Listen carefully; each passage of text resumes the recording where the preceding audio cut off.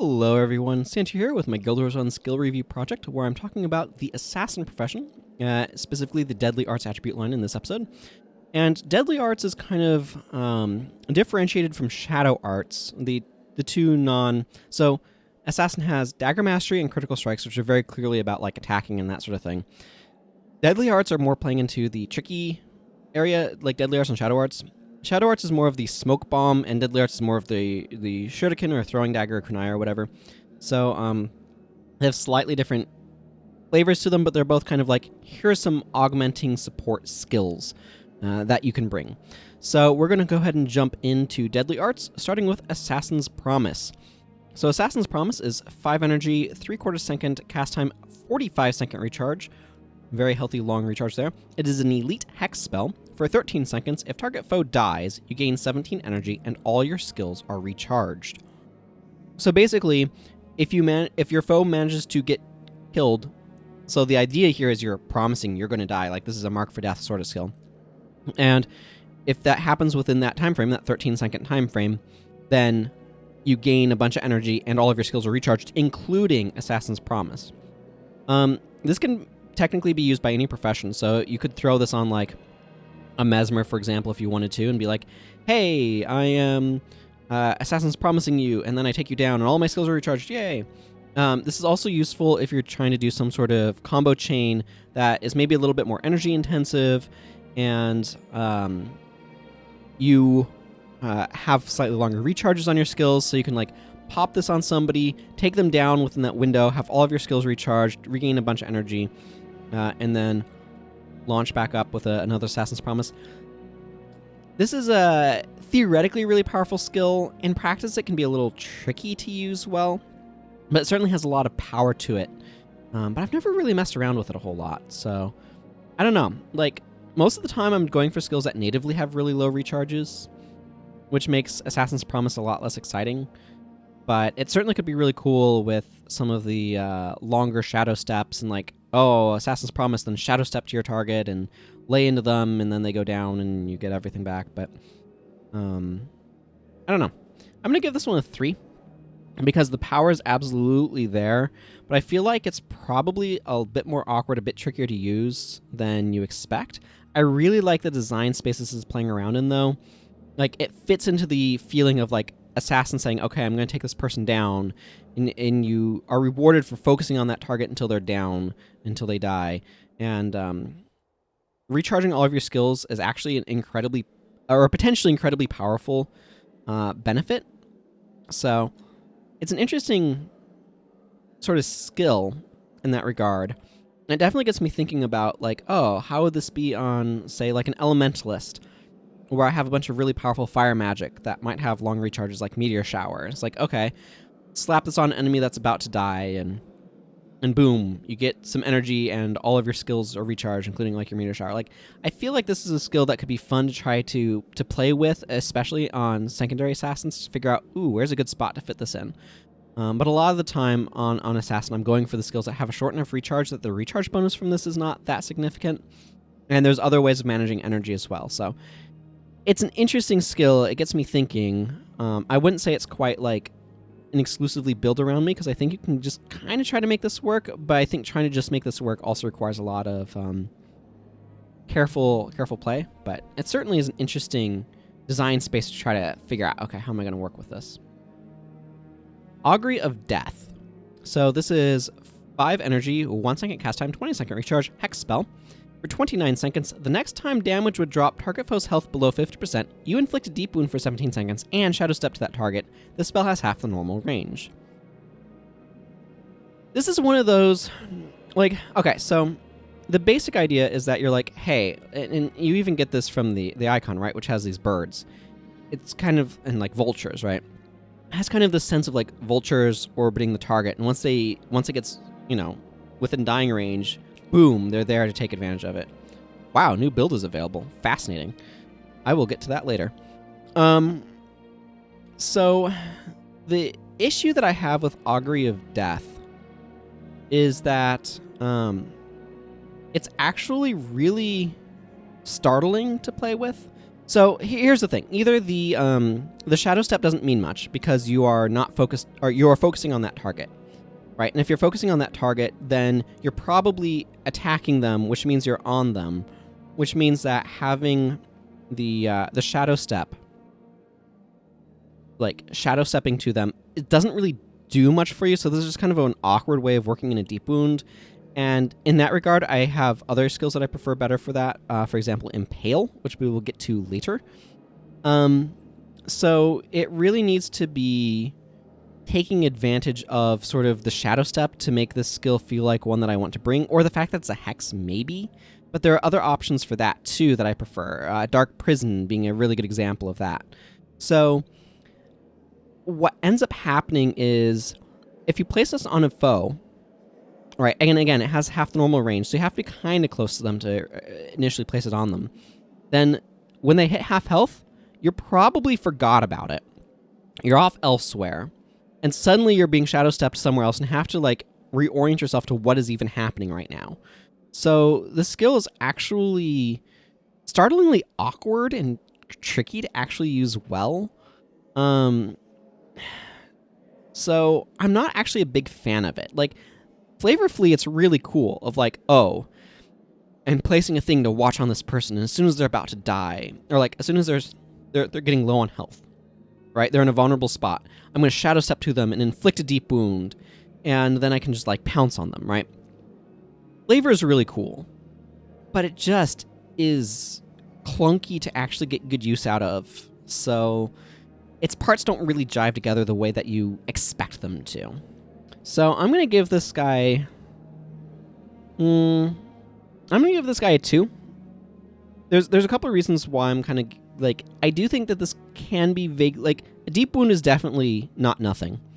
And there are things that, like, you want to hex for, and this is an option for those. So I'm kind of giving it a 2 because of that. But this is not a skill that I typically would use, just because it is harder to make use of than you think.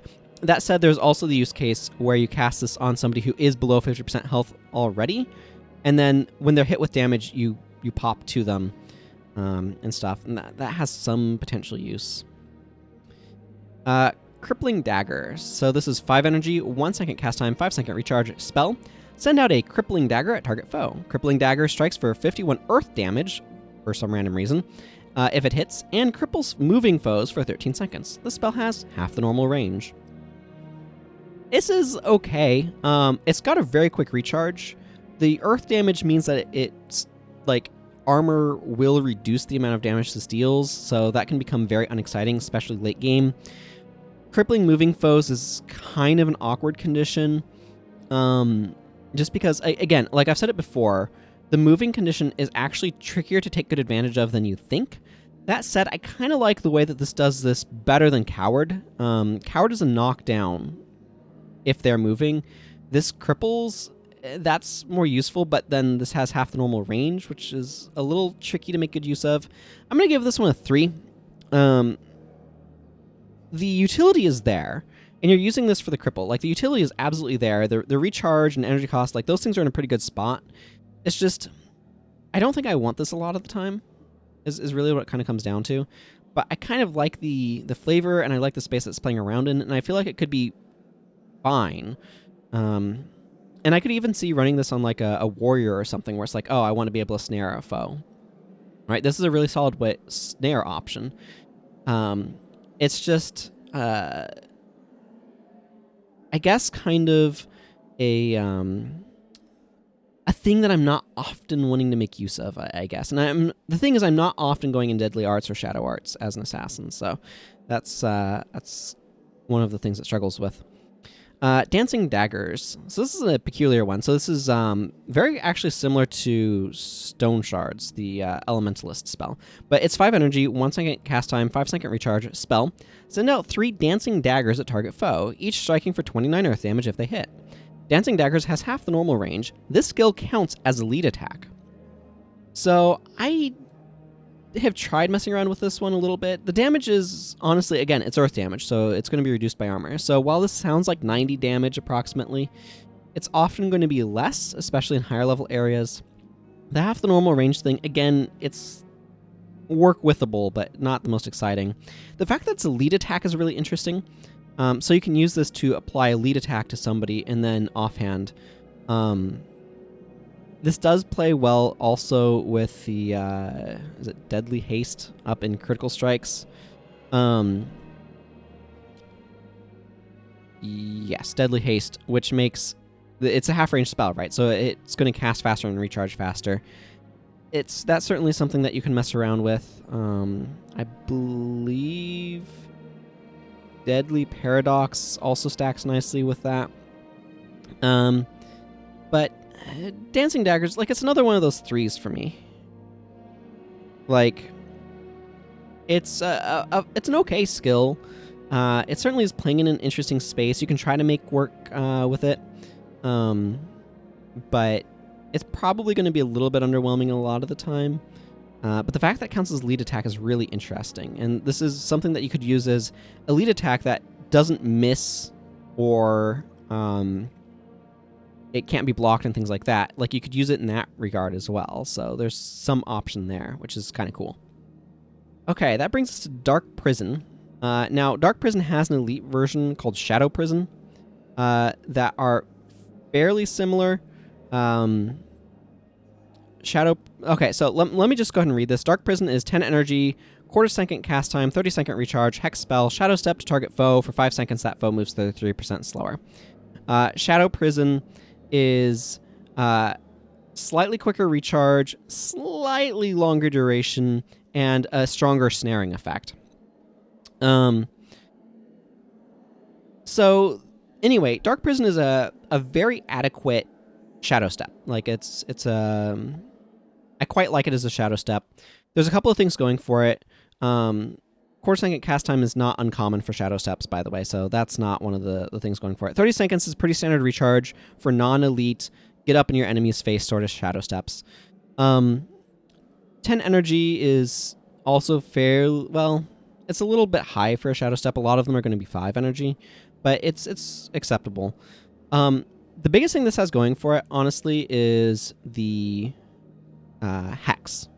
Because there are a number of the skills that we saw previously in Dagger Mastery and some in Critical Strikes, or one in Critical Strikes, that care about the enemy being hexed. And so this is a way of shadow stepping to your enemy and prepping them with a hex that makes it harder for them to get away, and then you can follow up with a skill that cares about a hex, such as Black Spider Strike or Black Mantis Thrust, or whatever it is. Where you can get these skills off and then kind of fall into a chain. So it's a nice part of an opening of a chain like that. And in that regard, I like it. I do think I tend to lean on the elite version a little bit just because having the quicker recharge is nice, but they're both pretty comparable in terms of most of what you want out of them, which is a shadow step that's also a hex that you can combo with things. So I'm going to give Dark Prison a 3. There are other options for shadow steps, so while, like, I'm probably not going to pick this one unless I want the hex functionality, because so it's competing most directly in terms of non-elites against Death's Charge, which is also 30-second recharge, but only 5 energy. So unless I specifically want to take advantage of the hex, I'm probably not going to be making use of Dark Prison. And that's just really what it kind of comes down to. I'd rather have the cheaper spell a lot of the time. So, yeah. But, you know, it's a good design space to have, because having a Shadow Step and a Hex together is useful, and this is a useful sort of Hex and all that sort of thing. That brings us to Deadly Paradox. So this is a 15 energy, 10-second recharge stance. All of your attack skills are disabled for 10 seconds, and for 13 seconds, your assassin skills activate and recharge 33% faster. So this does not work with attack skills, obviously, because it disables them, but it works well with other skills that you might be using. I don't know. This is one of those. This is a 2. This is a 2 because this is the sort of skill that you don't just bring this, right? Because disabling all of your attack skills for 10 seconds is pretty nasty, but there's certainly ways where doing this with your assassin skills could potentially be quite useful. So I could see doing this with like a Deadly Haste, Deadly Paradox, Dancing Dagger sort of build, where it's like, oh man, these Dancing Daggers, they just come out like super fast and I can just kind of spam them. That seems like something you could try. I don't know if it'd be that good. I believe this might get used with another skill, Shadow Form, to reduce its recharge to maintainable levels, but I'm not too familiar with a lot of that. We'll talk about Shadow Form extensively later when we get to it, but that's in Shadow Arts, as you might expect, given the name. So Deadly Paradox, definitely an interesting build around. This is definitely one of those head scratchers, where it's like, okay, how am I effectively using this? And the answer is a lot of the time, I don't know, but I can see where it could be interesting to play with and try to figure out, okay, how do I make good use of this skill? So... It is the sort of skill I should add from a design standpoint that feels like it's on a very slippery slope, where either it's broken or it's not good enough to use. It feels like that sort of design to me, because playing around with activation speed and especially recharge is something that can be kind of dangerous. So I can see why it has that big downside of disabling all of your attack skills, but yeah, this is the sort of skill that, like, on its surface kind of smells like one that's hard to balance well.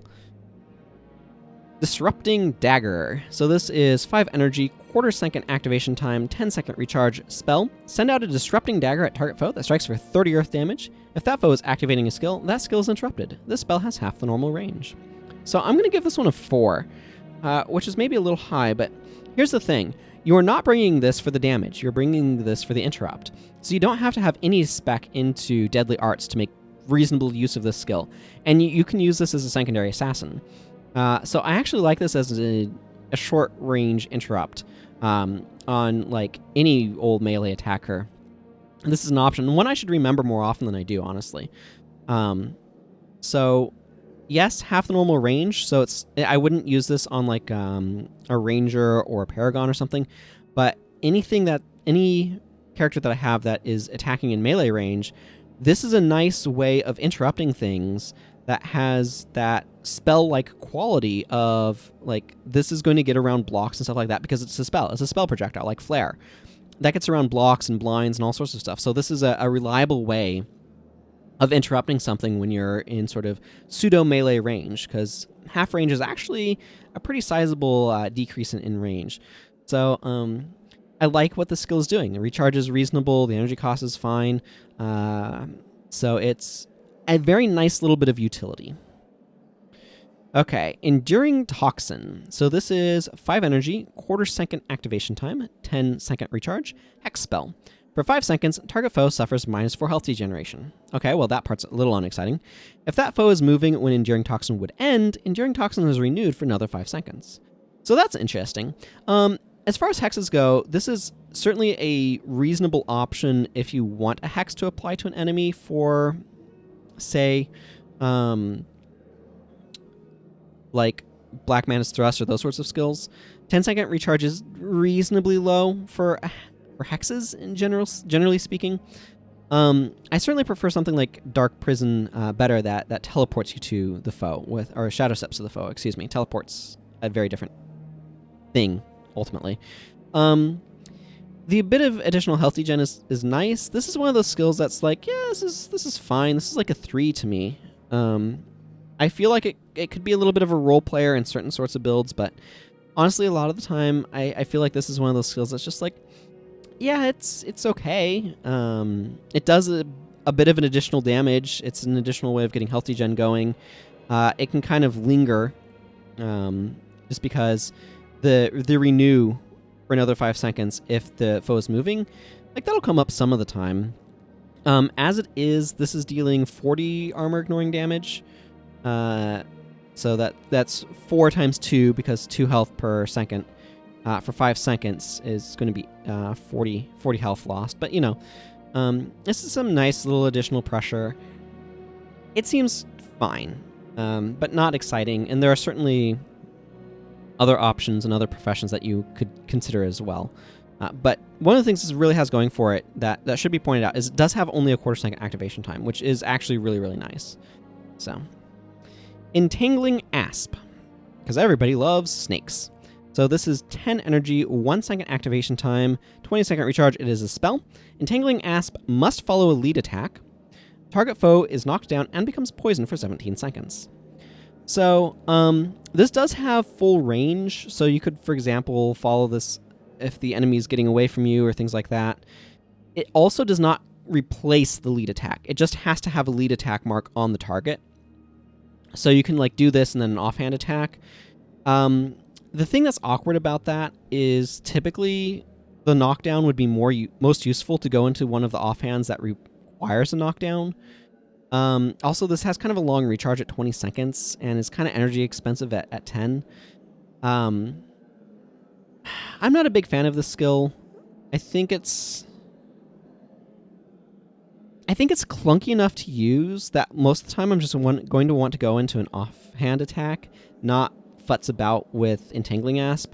I'm going to give this a 2.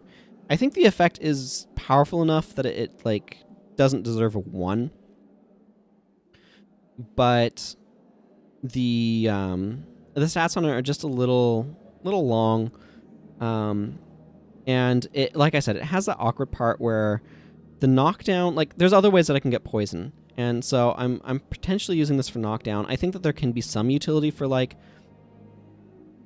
just having that kind of available as like kind of an interrupty type thing, but a lot of the time a knockdown foe is like I'm wanting to knock down the foe for one of those offhand attacks that doesn't require a lead attack, that requires knockdown instead. The falling spider, which poisons, which becomes super redundant with this, or falling lotus strike.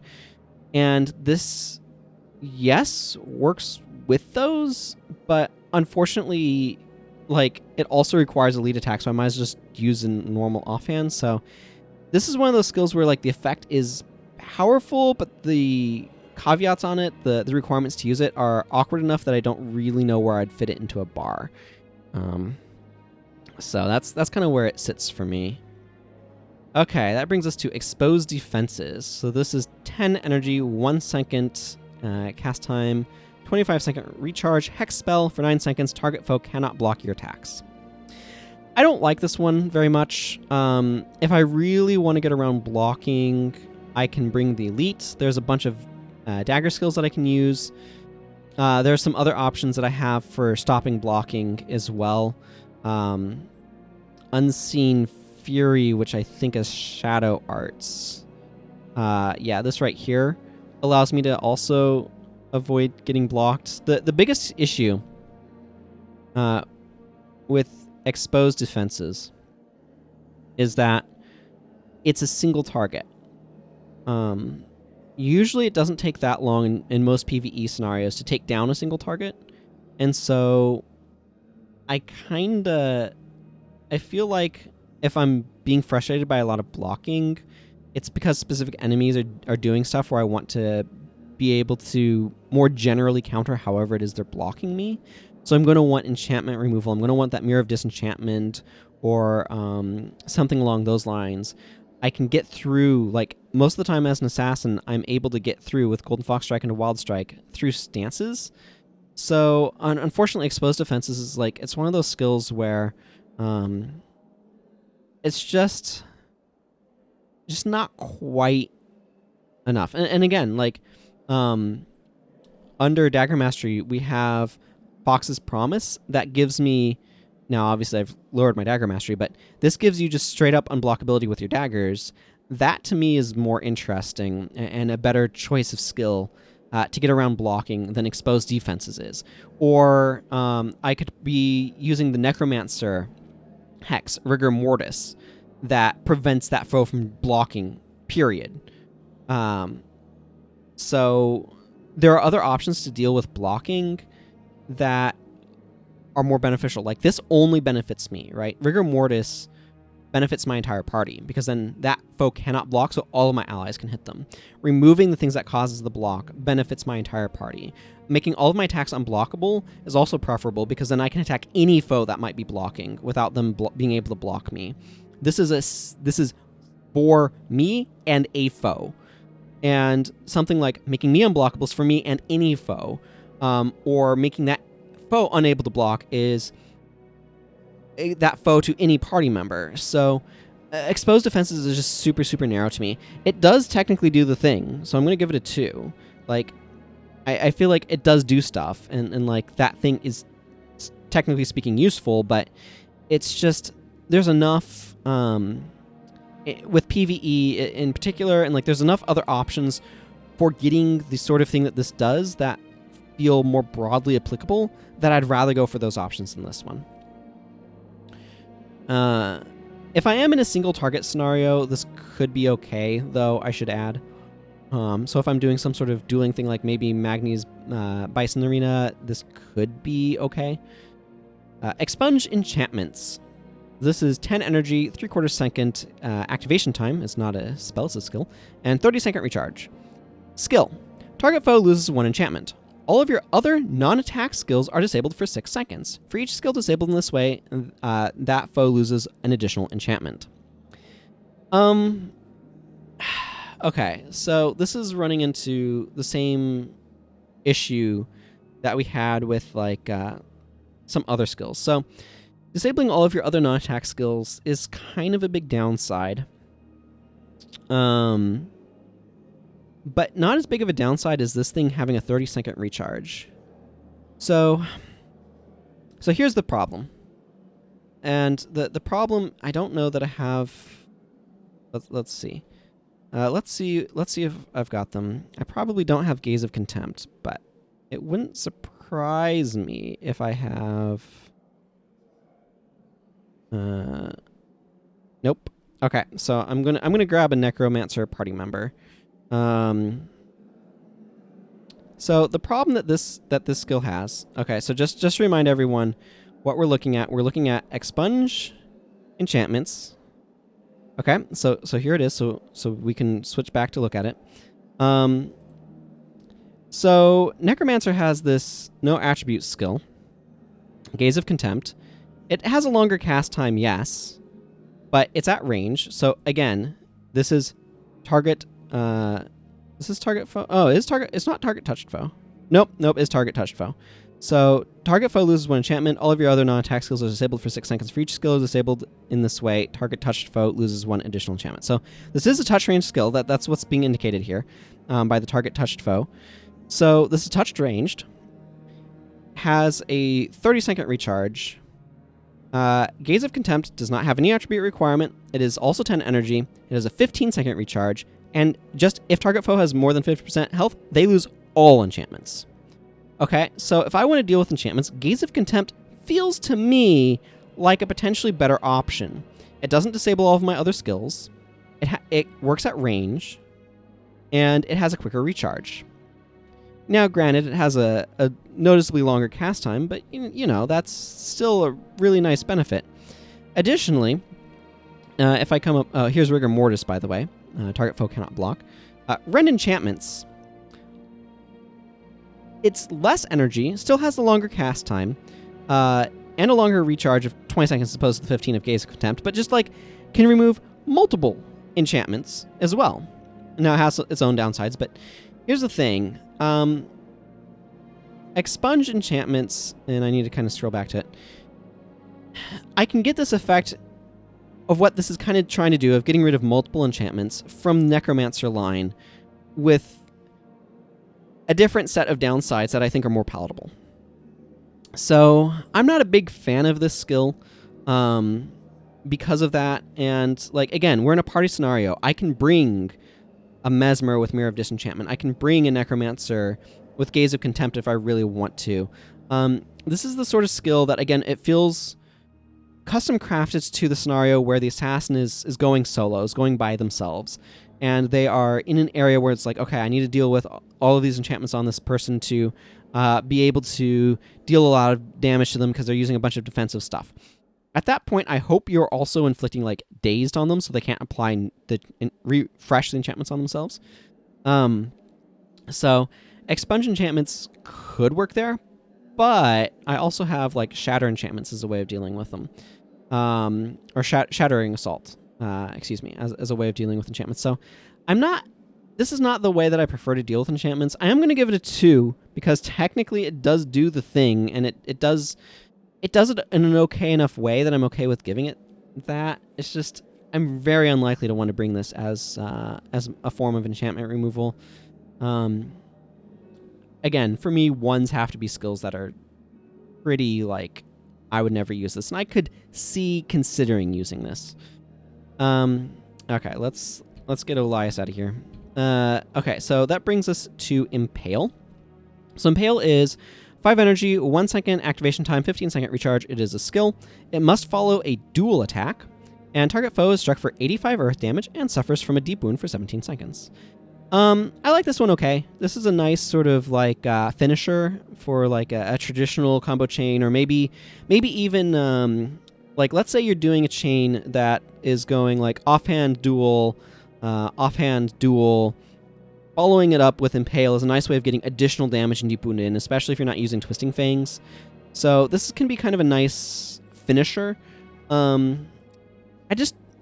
I'm not usually going into Deadly Arts because there's just not quite enough here to draw me to it, and this does need a decent investment in Deadly Arts to really be worth it. I'm gonna give this one a 4.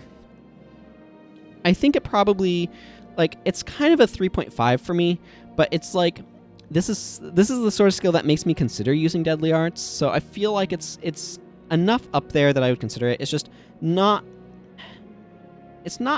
quite up there enough that I go into Deadly Arts for it that often, but yeah, I'm happy with this skill. Iron Palm. So Iron Palm plays into sort of that same sort of martial arts area that I was talking about with Palm Strike up in Critical Strikes. It is 5 energy, 3/4 second activation time, 20 second recharge. Skill: target touched foe suffers 41 damage, and if that foe is suffering from a hex or condition, that foe is knocked down. Iron Palm counts as a lead attack. So this has the notable use case of being one of these skills that's used by the Ebon Vanguard Assassin support assassin. They open with Iron Palm, which is really useful to know because that means if the target you target with that is is suffering from a hex or condition, then the Ebon Vanguard Assassin support will come out and knock down that foe. The damage from this is fine. It is armor ignoring damage, thankfully, and the knockdown is really useful. But okay, so this counts as a lead attack, which is really nice. But the thing that, and it's only 5 energy, which is also really nice. But the thing is, just like Entangling ASP, like this opens up the way for an offhand attack, just a normal offhand attack. And the time when I'd want to use this the most would be in partway through a combo. So legitimately speaking, I would much rather the skill be 10 second recharge and not count as a lead attack. That to me would make this a much more useful skill. The 20 second recharge is just very long. Like, this is not the skill you're using as your lead attack a lot of the time, just because of that. But I like the space that's kind of playing around in, of like, hey, I do this thing, and it's just, I would like it better at that 10 second recharge spot. And it's just 20 is just so long that I would rather use other options for the knockdown. And this is not terribly exciting outside of that knockdown, that conditional knockdown. The lead attack clause is nice, and it's certainly better than not having it, but I would gladly trade it for a shorter cooldown. So that's just kind of how that works. I think it's a more interesting skill if it's made specifically to work with the falling dagger attacks. That said, where do I feel like this goes? I'm going to give this a 3. I don't know, maybe that's a little high, but like the knockdown is pretty easy to meet, and that's quite powerful. It is a lead attack. I don't know, it seems okay, but frankly, a lot of these sort of like pseudo fit into the dagger chain sort of skills, all of them kind of often feel like they have a bit of a long recharge. So Mantis Touch deals with cripple just like the other Mantis skills. So this is 5 energy, 3/4 second cast time, 15 second recharge spell. Must follow a lead attack. Target foe becomes crippled for 17 seconds. This skill counts as an offhand attack. So this is kind of a weird, like you use this and then get a dual attack. This is at range, but that doesn't matter too much because you're probably going to be Like, you would expect with the name Mantis Touch that it would be touch range, but it has no indication of that. So this is really weird. The fact that it does immediately allow you to go into a dual attack because it's an offhand is nice. I feel like this could be an option with Trampling Ox to get the knockdown from this crippled, and that is a pretty healthy crippled duration, but the lack of any sort of damage makes this less interesting to me. But the fact that it works as an offhand makes it a little bit more interesting, if that makes sense. It's a very weird spot. I like the space that this is playing around in, and I kind of wish they did a little bit more playing around in that space. I'm not quite sure where I want to put this. So I'm torn between giving this a 2 because the effect feels kind of narrow to me. A lot of the time I'm not going to want this. And a 3 because it's like, well, it does count as kind of like an offhand attack, so this is kind of interesting spot.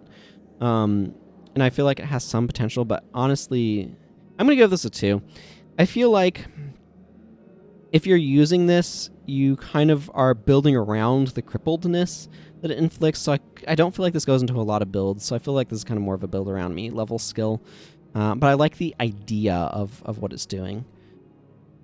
Mark for Death. So this is 10 energy, quarter second cast time, 20 second recharge. Hex spell for 9 seconds, target foe gains 33% less benefit from healing. So this is very similar to another Necromancer spell, Defile Flesh, which reduces healing. Just like, frankly, this class of skill is not one I'm terribly excited by.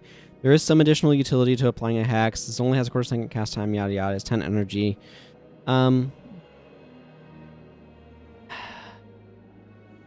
So if I look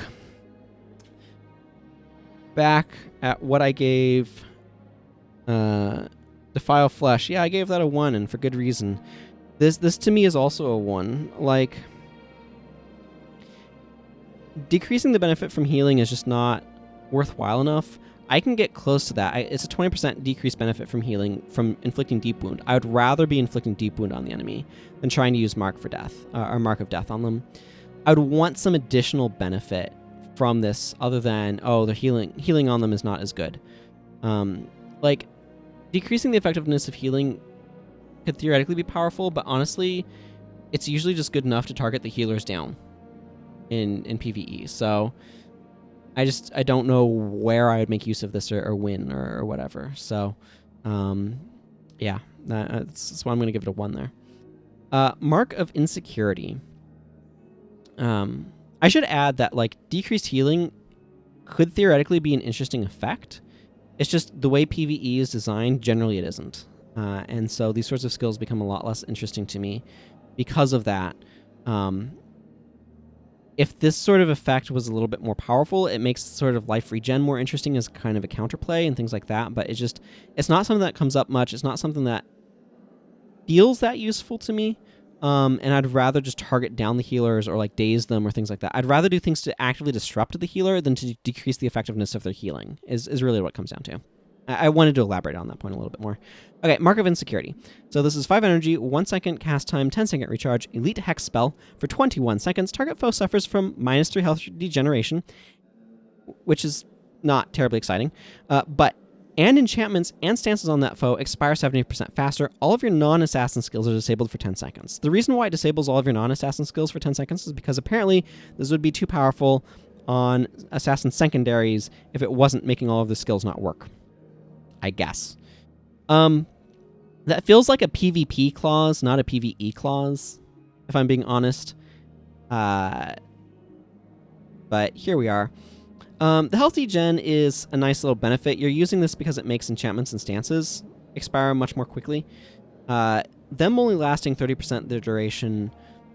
If that applies to enchantments and stances already on the enemy, that becomes a bit more exciting. But this does mean that defensive options that they're going to take, which are generally going to be stances and enchantments, expire a lot more quickly. So I like this a bit more as a way of making the enemy vulnerable, just because it feels more interesting to me. It feels a bit more novel. I don't know that this is a great skill, but it takes up your elite slot, which is a huge downside. I feel like this is one of those skills that I look at and I'm like, I don't quite think this is great. And I kind of want to give it a 3 because it has kind of a unique feel to it, but that's more of a design 3, and I think I'm going to give this a 2. Because I feel that it's better to just remove the stances and enchantments than make them expire faster, and that's really what it comes down to. I like the idea design-wise. I don't think it actually plays as well as straight-up removal, and so I'd rather do straight-up removal. That's kind of what it comes down to. Basically, I'd rather spend my elite slot on Shattering Assault. That allows me to just strip the enchantments from them than making the enchantments expire more quickly. Sadist's Cygnet. 1 second activation time, 8 second recharge. Cygnet. You gain 34 health for each condition on target foe. So I think this is kind of the first of the sort of healing skills that Assassin has. They tend to be more in like Deadly Arts, Shadow Arts. Shadow Arts in particular has a lot of self-healing skills. So self-healing skills I don't tend to be particularly fond of. This one is interesting in that it can scale with the conditions you apply to the target foe. Now keep in mind, Assassin is not... basically, Assassin, you can get decent amount off of this. Bleed and Poison are relatively easy to apply. Crippled's not too hard, and you can get some Dazed and Blind with some effects. So, and Deep Wound, of course, is also relatively plentiful, so that you could get up to like 6 conditions on your foe from Assassin skills. You are having to bring a lot of skills to apply a lot of different stuff. At that point, you're probably running with like Temple Strike and things like that, which become a little questionable. But if you're getting that much, I mean, you're getting pretty sizable healing off of that. About 200 HP, I guess. I'm just not a big fan of self-heals in general, just because, especially skills that are just self-heals, because they tend to be a little underwhelming. This is particularly notable in terms of being awkward as a self-heal, because this does not work if you don't have an enemy. This requires an enemy to be able to use it, which is actually kind of awkward, more awkward than you would think at first blush. Plus, you have to be getting them while they're still alive. It's better to just kill them and then have a skill that can just heal you. So in terms of self-heals, I also do not especially like this one. The idea is good, of like, hey, I'm benefiting off of you having a bunch of conditions. But the thing is, Assassin has a lot better options for self-heal in Shadow Arts. So I'm torn between giving this a 1, because I feel like I never want to bring this effect, and a 2, because like technically it is a self-heal that you can use. I'm going to go for the 1, honestly, because I never want to bring this. I don't want a self-heal, and if I do want a self-heal, I want a Shadow Art self-heal that's more reliable. And this is just not. Scorpion Wire.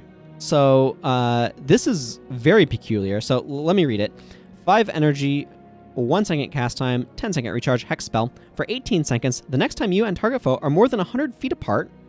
I don't know why they use the single apostrophe to indicate feet, but that's what that means. I don't know if they've translated that to be like meters, like more than 30 meters apart in other languages, for other territories where they don't use feet. But anyway, the next time you and target foe are more than 100 feet apart, you shadow step to that foe, and that foe is knocked down. The spell has half the normal range. This is a weird one. So this has the same issue as Augury of Death, which, as a refresher, is up here. When the foe takes damage that reduces their health below 50%, you inflict a deep wound on them and shadow step to them. This Scorpion Wire has the same sort of issue in that, again, 100 feet, like nothing else in the game cares about feet, so I don't even know what 100 feet looks like in the game. Like, I would have to play with this skill a lot to get a feel for what that actually is, but I feel like this is one of those skills where you're either jumping through hoops of like, throw this on your enemy and then run away from them in order to trigger it, because then it would be a knockdown on a 10-second recharge, technically more than a shadow step. Or you placing this on an enemy and kind of forgetting them, or they're running away from you, and then all of a sudden you catch up and knock them down. Like, I'd rather bring Dark Prison or something that's more reliable. This is an interesting sounding effect that's actually really, really, really super finicky. So the things going for it are it's a 5 energy 10-second recharging hex, which has some utility, but honestly, at that point, if I'm just bringing this for utility, I'd rather bring, like, if I'm just bringing this because it is a hex, I would rather bring Enduring Toxin for a fast recharging hex. Again, this is, like, conceptually, this is a really cool skill. Because it's like, oh, the enemy is getting away from me, but I throw out the Scorpion Wire, and then as they pull far enough away from me, boom, I'm on top of them. And they've been knocked down because they've been tripped by the Scorpion Wire going from me to them, and then I Shadow Step to them, and all that sort of stuff. Like, conceptually, it sounds really cool, but the distance unit is difficult to judge, and it's the sort of skill that I think plays out more awkwardly than it does well. I'm going to give this a very generous 2.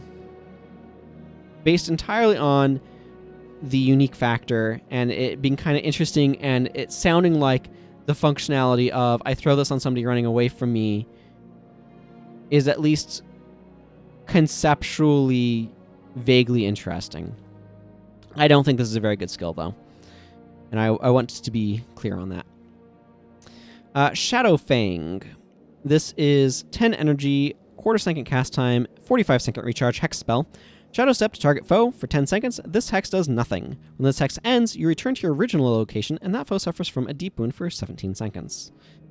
I don't like this as a Shadow Step.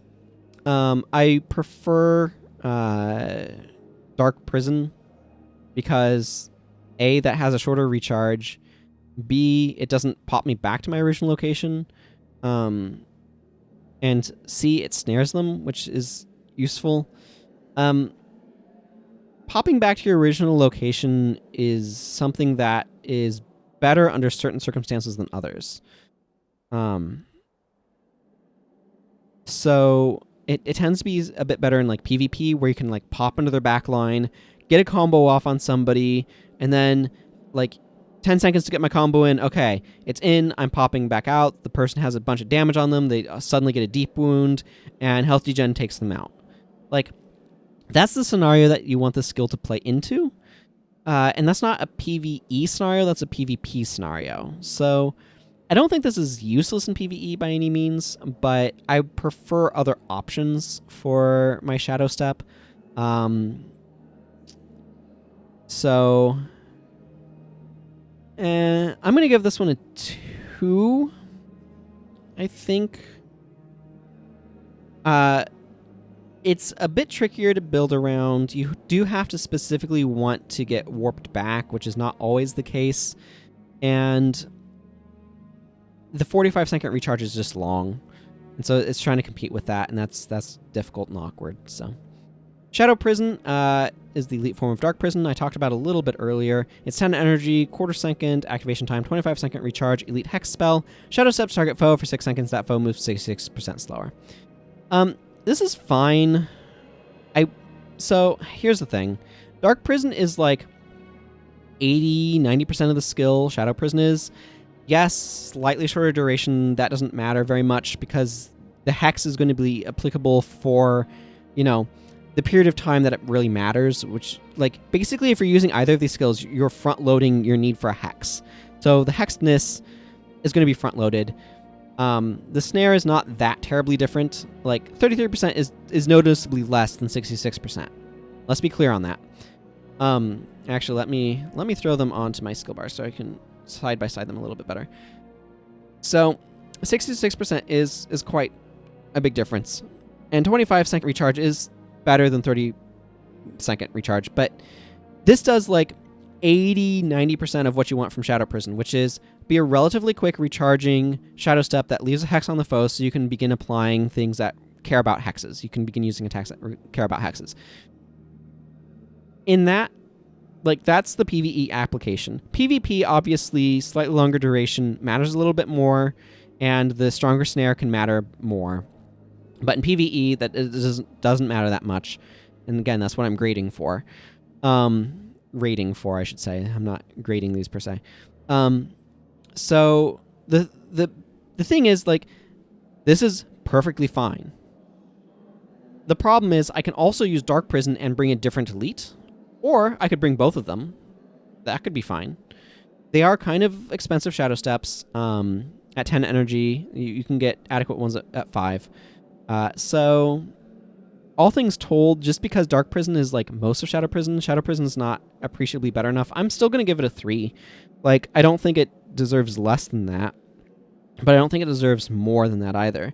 So, yeah, that's kind of where they fit for me. I wish Shadow Prison was doing a little bit more to differentiate itself from Dark Prison, is really what it kind of comes down to. Because I don't feel like it does. Shameful Fear. This is 10 energy, 2 second cast time, 10 second recharge hex spell. For 10 seconds, target foe moves 10% faster than normal. For each second, if that foe is moving, they take 17 damage. So I kind of like this better than Weakened Knees, just because it doesn't take up my elite slot. I still am not interested in this skill, particularly.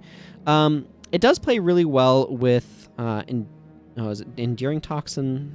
Yeah, Enduring Toxin, because this wants the enemy to be moving as well. So this is interesting in that it plays into a loose archetype of improves thing but punishes you for doing it. So like Calculated Risk was another one. Like, they do more damage, but half the time they're hitting themselves with that damage instead of your ally. So, like, I find that class of skill, or Reckless Haste, which is like you're attacking faster, but you're missing a bunch of your attacks. I find that sort of class of skill to be really interesting. This plays well with the Elementalist elite. Is it an elite? Or is it just regular skill? Anyway, there's an Elementalist Earth Magic damage over time area of effect that knocks you down if you're moving faster than normal in it. And this plays nicely with that, because it obviously makes them run faster than normal. And it also applies damage that stacks on top of health degen, which can be nice. I don't tend to use this much. It's one of those effects that when I read it, I'm like, oh, this is a really cool design space. I like where this can fit into things. Like, I like this area that's playing around in, of like, oh, I let you do this thing a little bit better, but I punish you for doing it. Like, that's an interesting space to play around in. I'm just not quite sure when it is that you want to actually use this. And the 2 second cast time is actually pretty punishing for it as well. Like, you can work with it, but that's quite long.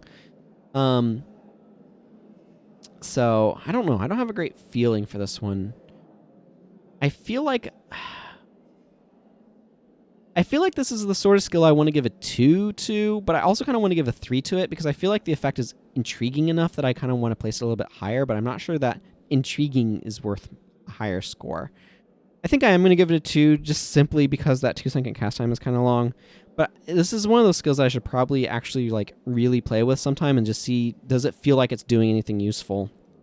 I do feel like you need to cast it carefully. That 2 second cast time, though, just feels really bad, because I feel like you really want to like have a 3/4 second cast time on this or something, so you can apply it to somebody who's moving right now and get benefit from it. So it also feels like a skill that's a little bit more enjoyable in PvP than useful in PvE. But that's kind of my impression of it. But I do like the space it's playing around in. Shroud of Silence. 10 energy, 3/4 second cast time, 30 second recharge. That's a long recharge. Elite Hex Spell. All of your spells are disabled for 15 seconds. Not skills, spells. Important to be clear on what class of things. For 3 seconds, target touched foe cannot cast spells. Why am I bringing this? Why would I ever bring this? Okay, so the space that this is playing around in is, hey, you now can't do things, and I can wail on you, I guess. So you get up to somebody's grill, you prevent them from casting spells. Okay, so here's the first problem with this. There's another way that I can prevent enemies from casting spells that's pretty reliable. It's called Dazed, and I can just lead with Golden Skull Strike to be able to get it. For like 4 seconds at 12 Dagger Mastery, 5 if I'm getting up to like 14, 15, somewhere in there. So I can get Dazed, which is pretty close to the same thing. Technically, you can use this... No, this is target touched foe, so this is the same melee range, so there's no benefit there. So if I'm using this for... I'm disabling this spellcaster so I can attack them, I would rather use Golden Fox Strike, or something like that. I'd rather be inflicting Dazed. And Golden Fox Strike, to me, just feels like better than this. Alternatively, if I want to, like, say you can't do stuff, I don't know if this character has it. Nope. But in Domination Magic, and here's where we're gonna go. Not you. Mesmer. We can go up here to a skill called Blackout. So if our goal is to stop them... Oh, look. Blackout doesn't take my elite slot, has a shorter recharge, disables their skills and all of their skills for longer. It disables my skills, all of my skills, yes, but only for 5 seconds, not 15. I feel like I want Blackout more than I want, and because I scrolled up there, like, Blackout feels like it does basically everything that I want from this skill except better. The only thing that this has over it is I can still use my attacks. Which, at that point, if I'm trying to disable a spellcaster, I'm just going to use a Dazed Inflicting skill. So, I don't know... The idea is interesting to me, of like, hey, now you're wrapped up and we can't cast spells. You and me, we cannot cast spells, right? But this would need to disable their spells for a significantly longer period of time than 3 seconds. Keep in mind, I am at 12 spec here. This is not getting appreciably better. This might go up to 4 seconds at like 15 or 16 Deadly Arts, at which point I am really heavily invested in Deadly Arts. Like, Deadly Arts and Shadow Arts are side support attribute lines. They're not main attribute lines. You're not... Like, you can make a Deadly Arts build, but it's very gimmicky, right? So... They are support attribute lines. If you're asking me to invest heavily in Deadly Arts in order to disable my opponent's spells for like 4 seconds, no. That's not how this works. I have Dazed that I can use in Assassin more reliably and better than this. So this is a 1 from me. The idea is there, right? And to be clear, straight up disabling spells is stronger, like preventing them from being able to cast spells is stronger than Dazed is. Because they could still sneak like a quarter second cast time spell or something through Dazed. Like, that's possible. But it's not better enough. And if I want to just like straight up say, no, you can't do stuff, Blackout, putting their skills on recharge is basically the same thing as they can't cast spells for that duration. So the idea is there of wrapping you in silence with them, but the execution is just so weak that it's just not worth using. Like, if this was a quicker recharge or something, I don't know. Like, they could tweak this to make this be something where I'd consider using it. Because it is useful, but like, it has to be... I don't even know what it'd need to do to like be able to overcome the fact that Dazed is just good enough. So, yeah, that's where it is. Like, think about your mechanics in your game. Make sure you're not making skills that are just worse than other skills that do a similar sort of thing. That's kind of what it comes down to. Okay, Cygnet of Deadly Corruption is 1 second activation time, 12 second recharge. It's a Cygnet, so no energy cost. Target foe takes 29 damage for each condition on that foe, maximum of 130 damage. So, this would take quite a few conditions to max out the damage on this. But, you know, even if I'm getting like... Because this is armor ignoring damage, right? It's untyped, so it's armor ignoring. So even if I'm getting like 90 damage off of this, roughly, or whatever, or maybe like 100 damage off of this, like let's say I have a low enough Deadly Art spec that this is like 25 damage, right? And I'm getting 4 conditions on. This could actually be a really nice final finisher. This is going to be at standard spellcasting range, which is really nice. I could see using some sort of combo that's like inflicts poison, bleed, and deep wound, and then Cygnet of Deadly Corruption for another like 90 damage on top of it. And like, I feel like this is a 3 for me.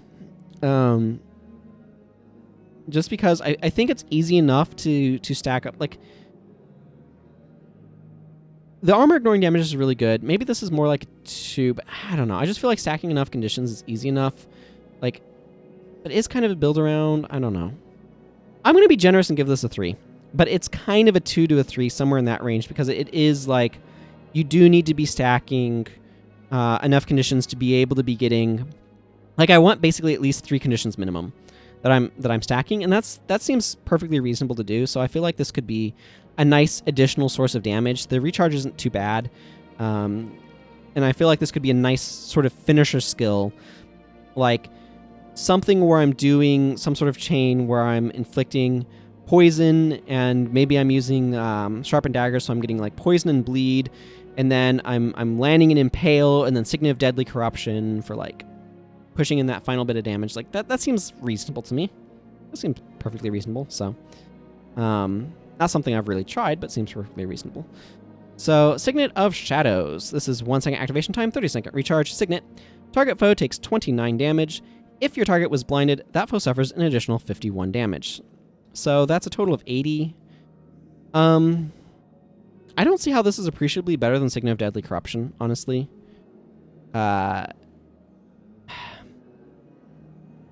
You do have to be inflicting blind. I would not use this if I'm not inflicting blind. And then the recharge is just weirdly long. I don't know why this has a 30-second recharge. Is really what this comes down to. I feel like Cygnet of Deadly Corruption. So right now, 1 condition, 80 damage, right? This requires 3 conditions to get to what, like 87 damage, but this has a 12-second recharge, so I can use this twice in the same time that I can use this once, and like eventually, like obviously 12 seconds is going to be happening faster, so that's what, every 60 is the, so I can use this twice in 60 seconds, and Cygnet of Deadly Corruption 5, roughly speaking. So this is going to deal significantly more damage than Cygnet of Shadows is probably, like, yeah. So honestly, Cygnet of Deadly Shadows is like, it's one of those skills where it feels so anemic. Not useless anemic. I'm going to give this a very generous 2. Because, like, technically it does do something, and, like, 80 armor ignoring damage is not nothing, but, like, that recharge is just weirdly long. Cygnet of Toxic Shock. 1 second activation time, 15-second recharge. Cygnet. If target foe suffering from poison, that foe takes 82 damage. This stacks up much more favorably to Cygnet of Deadly Corruption. Because, I mean, yes, this outpaces it with 3 conditions and has a bit of a quicker recharge, but this also just does adequately fine damage. Like, this does pretty solid damage if they are poisoned, and the recharge isn't too bad on this. So I'm going to give this one a 3. Easy enough condition to meet, and the damage is certainly solid. Like, 82 armor ignoring damage is nothing to laugh at. It is a little bit less versatile than Cygnet of Deadly Corruption because this doesn't require poison. And there are plenty of foes that can't be poisoned, but I feel like this is fine to me. I would consider using this. So, yeah. I like that they're kind of playing with the let's punish them, or let's take advantage of the additional conditions we're placing on the enemy. And I think that's an interesting design space to play in, so I appreciate that they are doing that. Okay, that brings us to Siphon Speed. Siphon Speed is 5 energy, 1 second cast time, 30-second recharge, hex spell. For 13 seconds, target foe moves 33% slower, and you move 33% faster. So this is this idea that you are stealing their speed, right? That's what siphoning would be. So you're taking their speed to make yourself faster. This spell has half the normal range. The spell recharges 50% faster if cast on a moving foe. So hopefully you're able to reliably get that, because this skill is very unexciting at 30-second recharge and pretty awesome at 15-second recharge. It will end, just like Siphon Life, it will end if that foe dies. So that's something to keep in mind. Half the normal range is kind of a downside for sure as well. But Siphon Speed is like one of those, yeah, this is fine sort of skills to me. I like this space it's playing around in of like, I'm taking a resource from you and this resource is actually your speed. That to me is really interesting. And I like that sort of, that area it's playing in.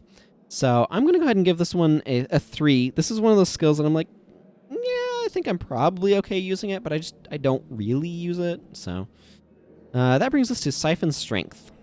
So Siphon Strength is 10 energy, 1 second cast time, 10 second recharge, elite hex spell.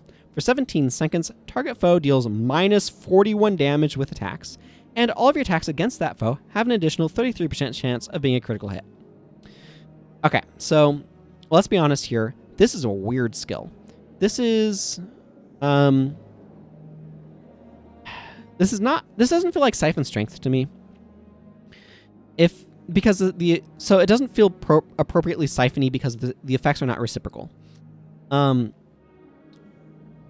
It makes them deal way less damage, which is actually a very defensive thing. So I can see bringing this more to be like defensive of like this foe's attacks deal no damage, right? Like this foe can't deal damage.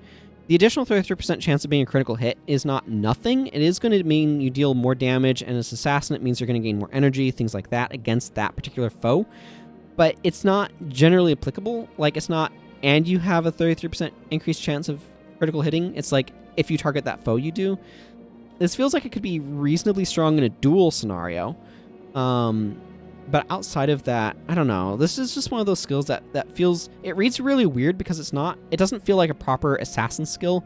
It feels like a weird side, like, monk skill of like, oh, target foe deals 41 less damage with attacks. That feels like a protection prayer spell to me, not a deadly arts spell. And the upside of an additional 33% chance of critical hitting that foe just feels like so narrow. It just feels very unbalanced to me. I don't like I like the design conceptually of where this is playing of like, oh, I weaken this foe and strengthen myself. I just don't feel like this executes on that. And that to me is a big downside, or a big disappointment. That said, I think the effect, basically you're casting this for target foe deals 41 less damage with attacks. That effect is actually relatively strong. I'm not sure how often I want to use my elite skill on it as an assassin, but that's what this skill's primary effect is. It's more sap strength than siphon strength. And in that regard, I actually think it's reasonable. I'm going to give this a 3. I just feel like this is a skill that I use as a secondary assassin more, and that additional chance to critical hit is just ignored. Again, like, if it was, and all of your attacks have 33% additional chance of being a critical hit, that would be a lot more interesting. But the fact that it's against that foe is just so narrow, that, yeah, all of the strength of the spell is in the decreased damage, and yeah, that makes it feel very out of place to me. Vampiric Assault. 5 energy, 8 second recharge, dual attack. Yes, a dual attack over here in Deadly Arts for some random reason. Must follow an offhand attack. If this attack hits, you steal 34 health. So this is basically dealing 34 additional armor ignoring damage where it's lifesteal instead of just raw plus damage. If you're in Deadly Arts, this is reasonable. This is how I like my Deadly Arts to heal me, incidentally. It's an attack that seals health. This to me is an interesting skill. I'm going to give it a 3. The biggest knock against this skill is that you have to spec a bunch into Deadly Arts to get access to it in any sort of meaningful way. But I like the space that's playing around in, and I like what the skill is doing. And I like that, honestly, I like the fact that there is some interesting dagger attacks in attribute lines other than Dagger Mastery and Critical Strikes. And that's something that I kind of wish there was a bit more of. Because I like what that does. I like that space. Also, technically, it means you can do a full chain of like Dancing Daggers, Mantis Touch, Vampiric Assault, Impale. That's entirely in Deadly Arts. I don't recommend it, but you can. So yeah, this is an interesting skill, and I like that it's here, and I like that it's saying, hey, you can get some cool dagger attacks by going into a different attribute line. Maybe you want to consider that, and I think that's really cool too. Okay, so that brings us to Way of the Empty Palm. So this is 5 energy, quarter-second cast time, 10-second recharge, elite enchantment spell for 17 seconds. Offhand and dual attacks cost no energy. Right off the bat, I'm going to say that this is a 2. Standard issue, I'm going to want something a little bit more exciting from my elite than energy management, because the assassin's primary attribute of critical strikes is already energy management. Also, most of the most expensive offhand and dual attacks are elites as well, so that's a little unexciting. If there's something else that I'm doing with my energy, or like repeating strike, which can burn up a lot of energy. So repeating strike, for reference, is right here. It's a skill that you can just keep spamming it, and that will burn up your energy. It plays nicely with Golden Phoenix Strike that also requires you to be enchanted. I think that there's some interesting stuff that you can try to do with it, but again, a lot of the more expensive, like if you look at the energy costs here that you see on skills, almost all of the skills that are more expensive, like this one refunds you energy, so that doesn't quite count. So Temple Strike is expensive at 15 energy, but it's an elite, so it doesn't work with it. Way of the Empty Palm. Golden Skull Strike is also 10 energy, but an elite. And the only one of these that basically is not energy refunding or an elite is Black Spider Strike. So, I mean, there's that. And then there's Twisting Fangs is 10 energy. But a lot of your offhand and dual attacks are 5 energy, which saving on 5 energy can matter, but I feel like there's some very specific thing that you're doing, that you're using Way of the Empty Palm as energy management. It's probably just spamming Repeating Strike, and it's like, okay, that's kind of a build, but this is kind of a weird, finicky, like, build around me type skill. It's not a skill that I just toss in a bar, if that makes sense. Just because I'd rather do something more interesting with my elite than make my offhand and dual attacks free. Like, I would rather use Critical Strike to refund a bunch of energy than waste an elite slot on energy management. So I guess I could see using this on Secondary Assassin. Let me check. If I get this, like, 6. Yeah, like 6, 5. Okay, so I could see at, like, 5 investment into Deadly Arts, like 5 attributes points, in order to get offhand and dual attacks being free on... that's so suspect, though, even then. On, like, a warrior or something, just to be able to get free... I don't know. I don't know that that makes any sense either. Like, so I'd rather use, like, Warrior's Endurance for my elite in that scenario, because I think that's better energy management. So, yeah, I don't... Outside of a Repeating Strike build, I don't really see the use for this. There might be some other ones where it's like, okay, this greases it so it works. Or maybe you're like, okay, this allows me to be able to do a bunch of stuff where my dagger attacks are free, so I can spend all of my energy on other stuff. That might be possible, but I'm not quite sure. It feels like this goes into a weird, finicky sort of build. So to me, this is not like a standard sort of skill. This is a build around me. So it's very much so too.